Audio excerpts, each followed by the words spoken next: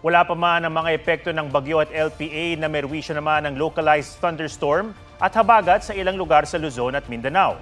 May report si Marizo Mali. Nagkalat ang malalaking tipak ng bato sa kalsadang ito sa Palyas Valley sa Bintar, Ilocos Norte. Dumausdos ang mga yan mula sa bundok, resulta ng malakas na pag-ulan nitong mga nakaraang araw. Ulan din ang nagbunsod ng pagguho ng lupa sa bahaging ito ng Banawe, Ifugao.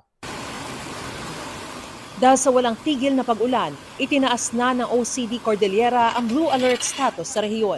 Maingat sa ating mga biyahe, sa ating mga komunidad. Mag-preemptive evacuate po tayo kung kinakailangan. Problema pa rin ang landslide sa Don Marcelino, Davao Occidental. Gumuho ang lupa at bato sa gilid ng kalsada dahil sa ilang araw na pag-ulan. Nagsagawa muli ng clearing operation sa mga otoridad.